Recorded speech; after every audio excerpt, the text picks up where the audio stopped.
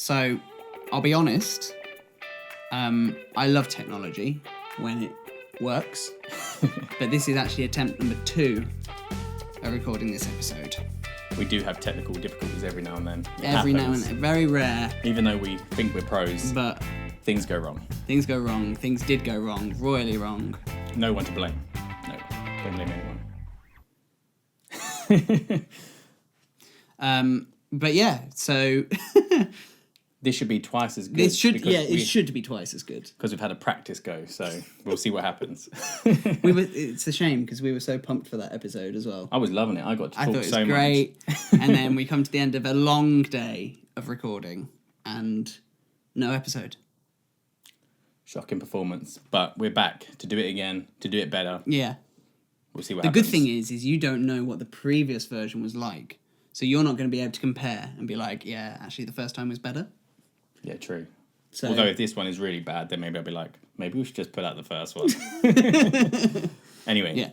What are we talking about, Wayne? So we're talking about credibility dilemmas today. Those dilemmas are happening. And kind of like that imposter syndrome kind of type thing, but also that whole kind of like, who am I to have this business or say this stuff or put this content out there and things like that. Actually, it's quite funny that this is being recorded today, given we went for coffee this morning. We go for coffee most mornings, Wayne. But like, this actually kind of came up. Because if you don't know, actually, well, hang on. Sorry, I need to step back because Really in. intros. Yes. Because we we've got keep some forgetting new to do that. people, and I need to make sure that we're doing this. So, I'm Wayne Ingram. I'm Cem Yildiz. Great. So, Done. yeah. So for those that have been paying attention for a long time and tuning in, know that we kind of consume a lot of Gary Vaynerchuk stuff.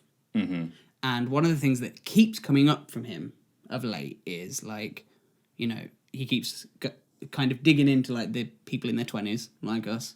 Although you're not. Shh. It's all right. I shift into late 20s this year.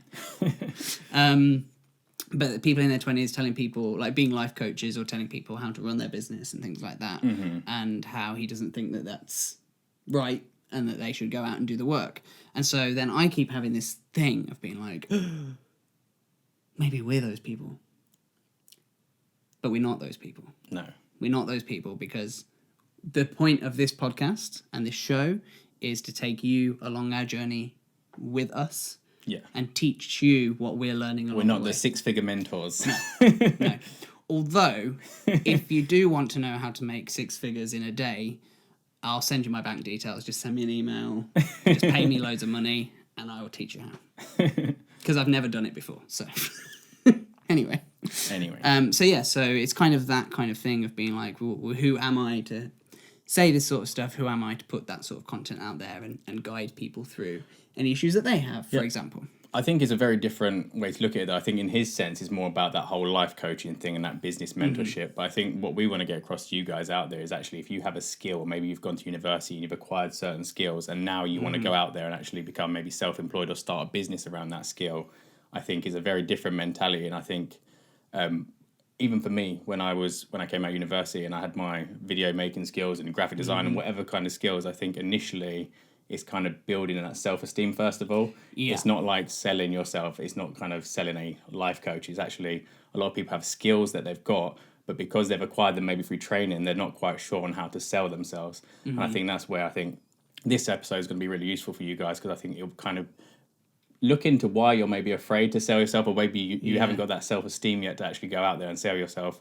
And I've had problems with this in the past and and I'm going to share my experience and I'm sure Wayne's going to talk a little bit about where he's sort of, this is a problem for you at the moment as well. Yeah.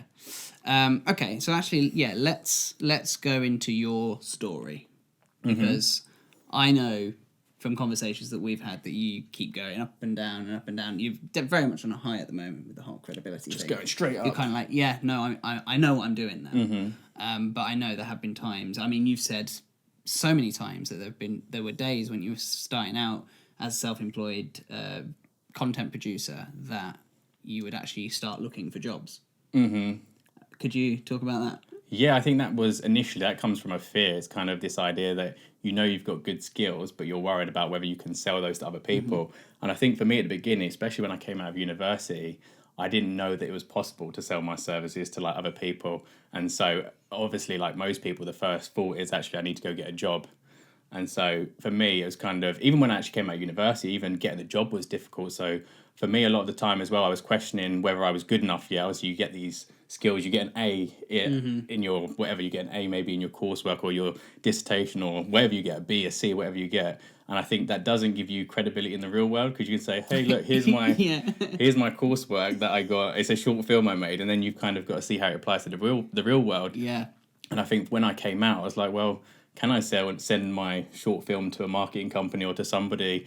Is it even going to be good enough? And I think for me, what was really useful is actually to build my confidence when I came out of university was actually to work for free, first of all. And I think working for free is really good, because I think initially when you start out, you're really worried about whether your work's good enough. Yes. And so even though most of the time it usually is to a certain standard and people probably find it valuable, I think sometimes you need to convince yourself that you're good enough. Yeah. And when you work for free and you kind of do some sort of spec work here and there, it kind of gets you to test and gauge the feedback from people. So I went and did an internship, was for free, and I was doing content, photography, video, managing social media. And before long, you start getting feedback from people. Oh, your work's great. It's really good. And that, I think, builds your confidence. And I think initially, with that whole credibility dilemma, is just that I think people lack confidence in what they do. They haven't got direct feedback that what they're creating is valuable. And I think it is something that takes years and years to develop, because even for me, producing video content initially, you kind of sell it really cheaply. And I think that's another problem that people struggle with. It's like you want to be self-employed, but you're also nervous to sell your service or to charge a certain price. And I think so because you're lacking that confidence or that self-esteem, maybe you charge yourself too low. Yeah. And then suddenly you realize that it's not viable now. And maybe it is easier to go get a job because that person tells me what the salary is. Whereas it's just that a lot of the time it might be your relationship around money that is kind of restricting how much you feel you're willing to charge. I think people don't look at how much they've already invested their time into learning certain skills. Well, I think a lot of it, when it certainly comes down to like the pricing thing and how much your product, your skills, whatever is worth, is a lot of people go, okay, so I'm maybe not as skilled as all these other people, so how can I differentiate myself in the market? And so the first thing that goes is price. Which is like the worst. It's like what Seth Godin says, that race to the bottom if everybody's competing on price. But I do think as well, another thing to look at is the idea that you've got to think when you do a course, whatever course that is, there are a lot of people coming out of that degree pretty much on a level playing field. They might have 2-1s first, whatever degree they might have got. And I think nowadays, I think what's even more important, which kind of we spoke about, which kind of separates you from the rest and also helps you to promote yourself in a way, is actually more of those softer skills. Like people want to work with people they like, they want to work with people they trust. And I think it's really awkward to sell yourself when you walk into a meeting with someone or you pick up the telephone and you sound like you're not even convinced about yourself. Like you sound like you're not sure if you can deliver. And I think people read that straight away. And then also people on the other side of that, you've got the people who hype themselves up so much. They're always putting out, we won't go too deep, Wayne, on that. I know. But you got those people who kind of put out content all the time about how great they are. And then you're like, wait a minute, maybe you're not as good as you are. Maybe that puts people off. And I think it is like a balancing act to get it right. But I think ultimately it's kind of really being confident in the product that you're delivering. And sometimes that means actually getting some feedback first of all. There is something I wanted to touch on, which I think is a really important key to this, because I think it's looking way further back, but I think a lot of when it comes to credibility, you've got to think we've all grown up where the way we gauge how good we are at something is totally based on usually a grade. So you've got to think a lot of when we're worried about whether we're good enough, it's usually because there's not a grading system after you've left university as well. So you're saying we should introduce a life grading system? Not really. I'm just, not at all.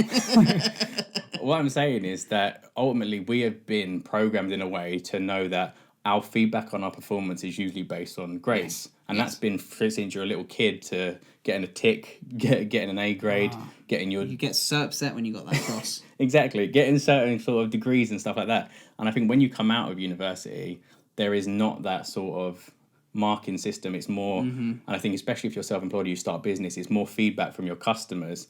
And then it's kind of like, well, if I don't have customers yet, how do I know how good I am? Right. And so I think it is that idea that remember that you are program that you're worried that you don't have credibility because maybe you don't have the certificate, or maybe you haven't been hired by that certain company, or like you say, if you're getting worried, getting into that sort of comparison trap, comparing yourself to other people who've worked with better people than yourself, I think that's a dangerous way to be. So I think it's... Yeah, that's a good point. I mean, the closest thing that we have to a grading system, which is very flawed, is your bank balance, really. Yeah, which is a terrible way to look Which at is how a terrible, successful... terrible way to gauge how valuable you actually are. Uh-huh. I mean, it's society's measurement of how valuable you are, but that doesn't necessarily mean that, because there's so many variables as to actually why your bank balance is what it is, versus actually whether or not you're any good.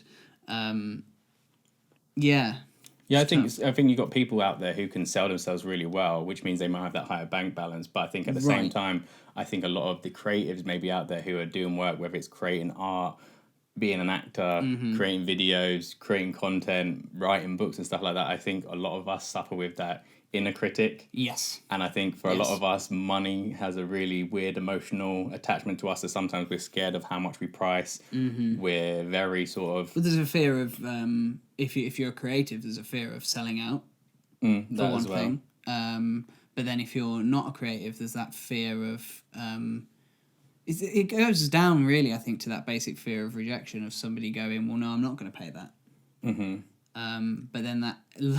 Like with all rejection, it often says more about the other person than it does about you, I find. And so with the whole price thing, it's often more about their budget and how much they've put aside for that, rather than actually how valuable your skills are. Because somebody that is convinced and knows what they can bring and doesn't really have this credibility dilemma, they'll be able to justify the extra price and the extra cost very, very easily. And again, especially we're going to talk about creators. We're very vulnerable people sometimes. I think a lot of the time you are worried like that when that person says, I don't want to buy your service, or that's too pricey, we take it personal.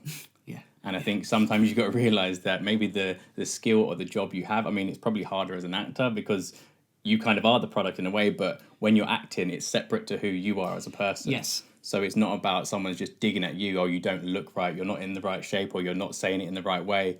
And I think a lot of the time we take it so personally because we are so identified with what we do, because it's a lot of our time. And so I think sometimes it's also that idea. And I think what you were saying about like it being about the other person if they don't want your service. Yes, sometimes it does come down to price. Maybe that person just doesn't have the budget. But I think sometimes as well, be open to the feedback, because the reason why I did do free work when I started out is because in a way I wanted to see where people were going to reject me, because it might have meant that I didn't have a skill, or maybe what I was producing was not up to the right standard. So sometimes actually, if you can't sell to somebody and you find that you're maybe on the phone trying to sell, or you're meeting people, going for meetings, going to networking events, and everybody is not convinced by what you're trying to say, or not even trying to convince, they just don't buy into what you do. Maybe you're just don't have much clarity in what you're actually offering. Maybe you're totally in the wrong field. Maybe nobody wants a HTML website coded for them anymore because they know because suddenly they know about WordPress or something like that. So sometimes it is true. It's not about always thinking, well, it's their fault. Sometimes maybe what you're producing is no longer relevant to the market. And so that's another thing to kind of gauge as well. Right, so we're about halfway through the episode. It goes so quick. It's a good place to pause, thank sponsors and shiz, and then come back. We need to thank our sponsor, the University of Northampton. These guys have been great to us and great to you, because them sponsoring us means we can continue doing this, right? Yep. Right? So, the University of Northampton specialise in social enterprise.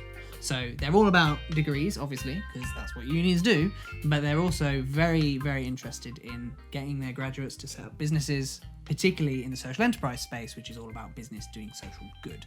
So if you're thinking, I want a degree, but I also want to set up my own business, then I we highly recommend, as alumni, that you check them out.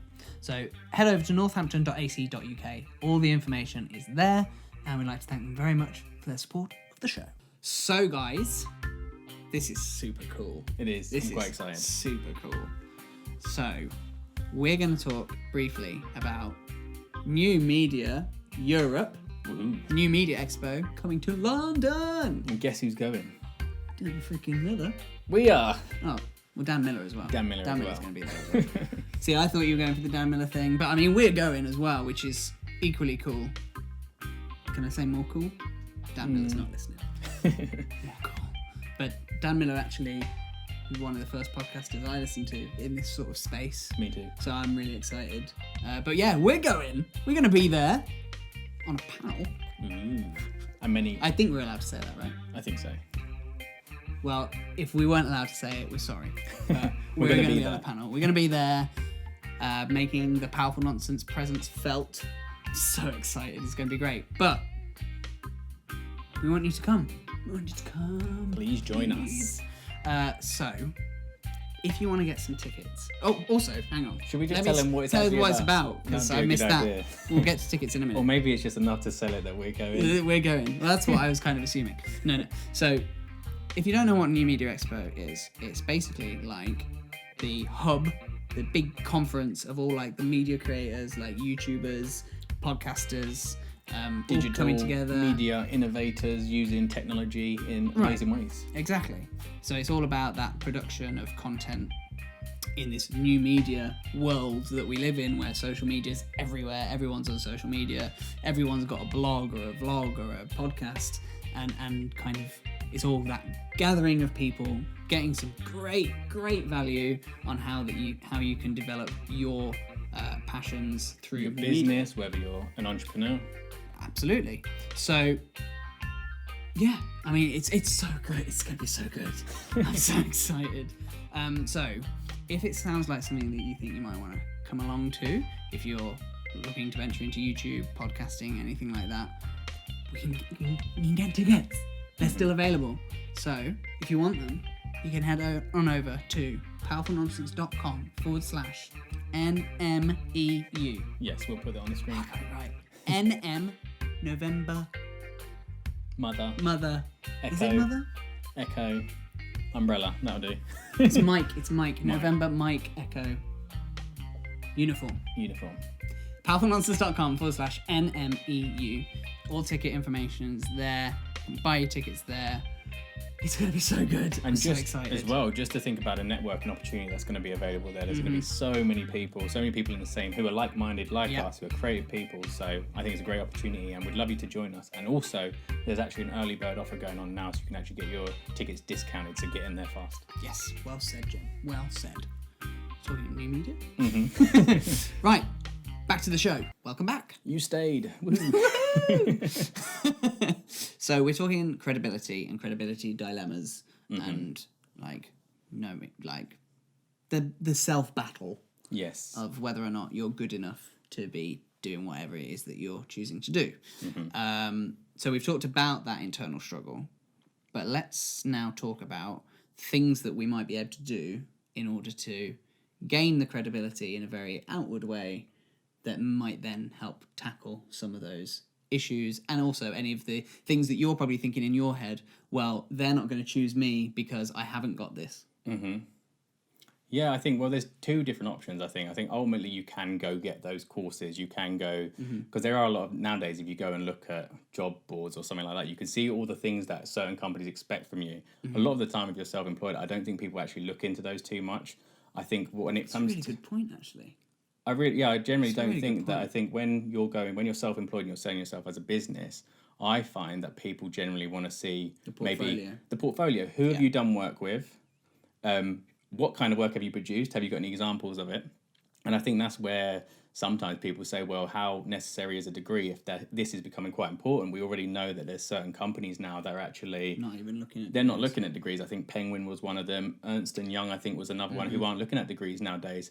And I think it's because they want to see actually what have you produced? Because it's nice to say on paper you can do a certain thing, but actually how have you now transferred that into value for an actual business in a business setting? And so for me, I think especially if you are starting a business or you have a service, I think it's about leveraging maybe other people's brands just so that you could be associated with them, so that people then don't need that paper credibility or that degree credibility. And I think for me, especially, like I was lucky enough that when I was working 9 to 5, I met a lady who actually moved on to another job, and she was at O2. And so actually what happened is that she actually pulled me in to do work with her at O2. And now suddenly I can now have that credibility where I can say, well, actually, I've done video content or created content for O2. And I think for me, that came luckily for me. I didn't really plan that, but this is something that somebody else could plan in a way if they want to. Because nowadays, when I say I do video content for O2, it suddenly gives me such credibility that people aren't asking, oh, what did you get in your degree? They're just saying, hey, if O2 are going to hire you, we'll hire you. then we know you've got something. Yeah. And I think you can, there's so many different ways where you can kind of hack this in a way. It's kind of like going back to the whole idea about free. I mean, if you're going to offer certain services like yourself, I think you're looking to go into speech, like helping people with talks and speech work and stuff like that. And for me, if it was me again starting out where I wanted to get credibility in the sort of digital marketing space or media production or content production, it's about finding the companies that are known in that space. And maybe it is you just produce some for them for free. Say, hey, I realize you've got this event coming up. Right. Can I film the event for free? And I'll put together like a highlight reel, or I've created these social marketing images that I want you to, that might be useful for you to share, or here's a blog post I wrote based on that talk that you did at this event. And before long, you might produce this content for free for people. They might think, wow, that's great. That person went all out of their way to produce this content. They might end up putting that blog post on their website. They might use that video in promotion. And so they weren't a direct client of yours because they weren't paying you. But actually now you can go put that on to, when you go to meetings with people, you can be like, oh, well, last week I was filming for X, whoever that company is. And that might be enough leverage to actually get you that business with that new company, really. And so I do think nowadays there's so many options for that available. We know with social media you can contact, or you can at least find who these influencers are in the space that you want to get into. And so you could use that as a way to sort of hack your way in to get that credibility. So a question that's coming to my mind that people might have is, so you've got this internal battle. You're not necessarily thinking, okay, let's talk price. Okay, so you're just starting out. In fact, you're even after your first client. Okay, you're after your first client, so you've never done this before. You've got the skills, you know you've got the skills, but nobody else knows you've got the skills because you've never had a client. Yeah. How do you tackle that one? Ultimately, first, I would just go after people that I would love to have as a client. Or people just maybe a little bit lower on that rung that you think are more available. Like if you're wanting to go into the speaking space or you want to go in the vocal training space, you're not going to go straight for Anthony Robbins. You might go for somebody who's... Yeah, he said no. Oh, he said no. But you might go for other, like maybe you just want to work with CEOs. So maybe you know that somebody's getting into doing talks, or they've got presentations that they share on LinkedIn. And you say, I'm sure you must have done a talk on this in a meeting. I'm offering coaching. I think a good way initially when you have 0 clients is, and you're trying to build your confidence, and you're just trying to get those sort of referrals or at least quotes or references from people, just go lead with like free. If you've got no customers initially, but all you need is that in, because if you do a service with them and maybe you give them 30 minutes for free or an hour for free, or you write that blog post for free, if it's good, it speaks for itself. And I think so many people are worried that, okay, I can't do work until I'm getting paid. But if you have no clients, you've got time on your hands, you might as well work with some people, because if you do the work, it turns out really good. It's like showing them the product before they've had to invest. Right. And because of that, they're way more likely to actually think, wow, that was a great experience I had with Wayne. I'm going to definitely book him in again. Or sometimes you've got the whole what's the word again? Reciprocity? Yes, that word, which is bloody hard to say. But ultimately as well, like if you go and help somebody, suddenly they feel like maybe they owe you something back, and maybe they say, actually, I've got this project coming up. Or maybe they're in a meeting with somebody else 2 weeks later, and that person's saying, oh yeah, I really find it awkward in presentations to do speaking, and I always slip up and stuff like that. And maybe they're like, oh, I just did a training session with Wayne, he's a great guy, and they pass your card over. So you got to imagine that these things happen too. Okay, but then we enter another thing, right? With that, the whole doing it for free. Yes. Right, because law of reciprocity, right? Yeah. Do you not think that might therefore be this sort of, as Art of Charm would say, almost covert contract kind of thing, where really you're going in and offering it for free, not to deliver value, but because you want to sell? Do you get what I'm saying? As in going free because, and then like an upsell, like I'm free and then it's like your part of your sales pitch. Is that an issue? Like, is the free thing part of the sales pitch, or is it just I'm delivering the value, and then I've delivered the value, see you later, and if you book me, you book me?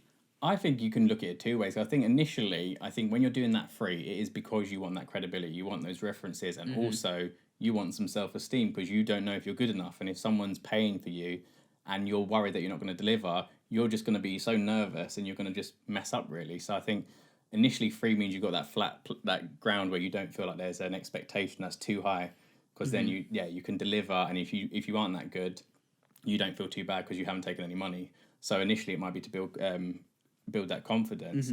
What was the question? To move transition? Oh, whether you're upselling. Yeah. I think is a good way to do things initially, because ultimately if someone feels that you've invested and you've gone well further out of your way to do something that most people, it's like when you get any kind of emails of services that people provide, they're like, hey, go here and buy. Whereas I think this way shows that you've actually got a real investment, and there's certain things you can do that show that you care a lot more than just, hey, here's a 15-minute free So, well, I suppose if I could frame it from my perspective, Yeah. so I'm thinking of going into performance coaching, yeah, and it's specifically I'm looking at business people, and now I'm thinking of doing a 15-30 minute free consultation type thing, right?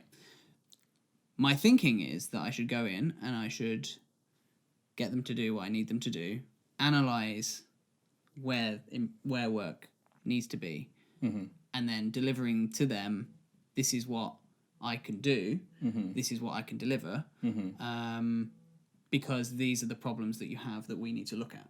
Yeah. Or should it be that instead I'm going in and going, right, here are a couple of exercises that you can do to solve those problems. We can go into more depth if we do more.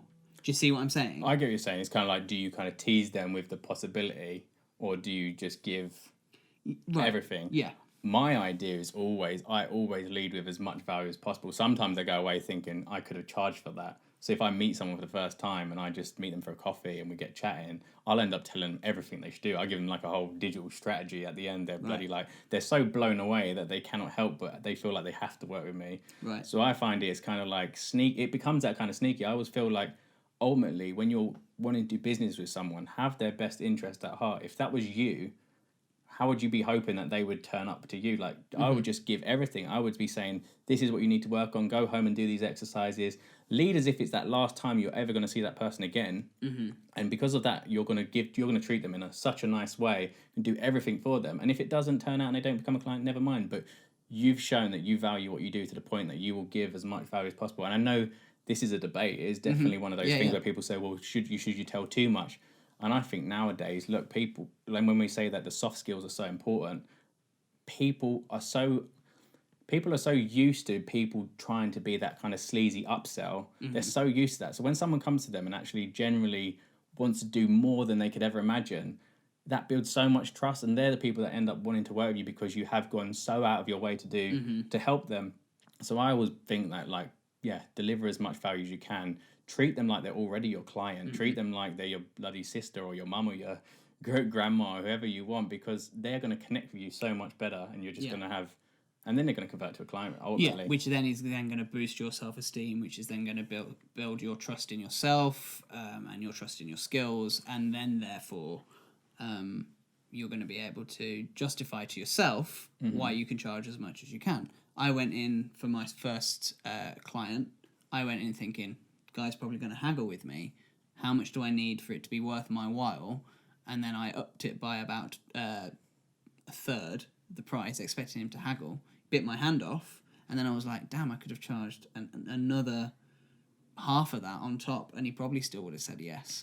But now, but the reason I went in that high was because I expected him to haggle. I actually wanted lower because I didn't feel I could justify the price. Whereas now I'm going, well, actually, no, that's my baseline price now. And actually, I could probably afford to go higher up. Pricing is just a whole different thing. It's such an emotional thing, I think. It's never about, like, I think most people price based on maybe comparing it against other people's prices. People don't price based on that expected future value to that person. Some things you can't even put a price on. These people who do like relationship coaching, like how can you put a price on finding someone you love and can spend the rest of your life with? How can you put a price on actually being able to deliver a presentation to your business that gets everybody motivated to then work harder? You don't know what the direct output that is. And I think pricing's a whole different ball game, and I think it does come from confidence in what you do ultimately, and it is just kind of testing with someone willing to pay that.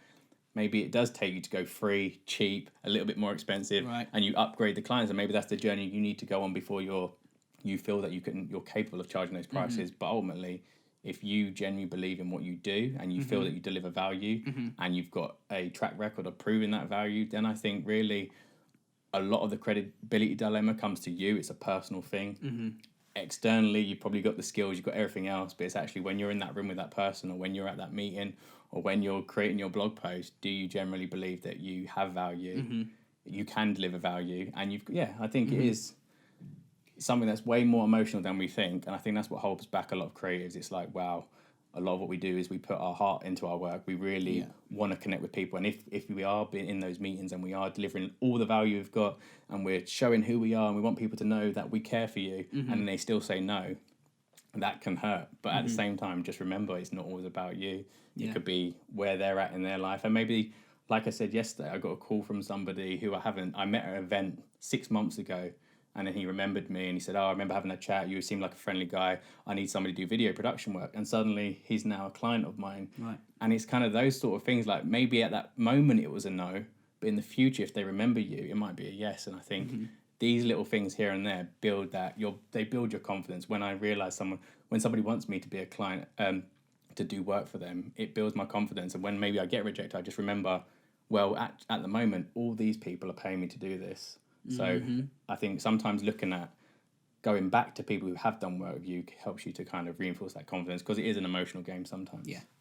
And just before we start wrapping up, I do want to address let's say, because there are some of our listeners, I'd in fact probably say most of our listeners are probably sidepreneurs rather than entrepreneurs, because the transition can be tough for some people. I'm still a sidepreneur. So there are the people still doing the 9 to 5. Some of them may even have chosen they just want to stick with the 9 to 5, and that's perfect for them. So let's talk about the whole: am I being respected at work? Am I getting paid enough? I want to get a pay rise kind of thing, and that whole, well, hang on, who am I to go in and ask for a pay rise? I think when it comes to pay rise... Just because I want to cover the non-entrepreneur people, because I think that we do have a few of them, and I know we've So is this for people who probably... self-employed or... So is this for people who are in a job, they feel they're delivering value, but they don't maybe feel they're getting paid for what they're... Yeah, they feel like they're delivering more value than they've necessarily been paid. But so they want to go in for the pay rise. But at the same time, they're like, well, hang on, who am I to ask for a pay rise? I think as well, I think people, again, when it comes to pay rise, people make it such an emotional issue. They think, oh, it's me and the boss, and oh my God, like they make it so personal. It's never nothing to do with being personal. It's always about the value that you as a service, or what you do for that business, how much it brings to the company. And a lot of companies know this figure. They know how much having an employee is worth to the company. And so maybe if you know your numbers as well, you know the value, or maybe the value is hard to see. Like, there are always figures and stats and stuff available. And obviously a businessman is looking at it. They're not looking at you. They're looking at a spreadsheet that says, well, you brought in this much money, or you brought this much value to the company. If you come in with that and then say, look, there's my pay, I want a little hike up, 5 grand, 10 grand more, to the company, to a good businessman, they're going to say, well, actually, you have been performing better. And I can see it here on the paper. So it makes no sense. And it's not emotional. It's not them rejecting you. And maybe it is that they might be a stingy boss and they're really tight-fisted. But I find a lot of the time that actually, if you like just stick to your guns, you've got the actual facts, you've got the stats on how much value you bring. There's like no reason for them to say no if it makes sense. And even if they say no eventually, just leave and you'll find another job. If you bring value and now you've got that piece of paper that said, look, I raised this by how much percent or whatever. Yeah, I think again, pay rise is another one of those things. Money is such an emotional thing, and it's quite sad. And I think it's linked so much to people's credibility, their own view of their credibility, and that's why I think it's been such a focus of this episode. Yeah, is that I think so many people judge their worth based on, as we said at the beginning, their bank balance. Yeah, I think it's a really strong point that we mentioned. You mentioned right at the beginning, is that idea that as soon as you graduate, the next gauge of your credibility is your money. And it's something that people then is such a big part of our lives. Most people are in that fear around money. So yeah, I do think it is I think you need a massive self-confidence in what you do and self-belief in what you do and know the value of what you do. And then I think money stops becoming such a hurdle. Yes, I'd agree. Right, so I feel that's a good place to wrap up, and we're pretty much on time. Awesome. So we're going to leave it there. If you have any thoughts on the episode, please leave a comment on YouTube or on social media. Let us know, hit us up. And also, hit those subscribe buttons on YouTube, iTunes, or both, and leave us some thumbs up and reviews. We will love you. Thanks very much for tuning in, guys, and we'll catch you next time. See you later.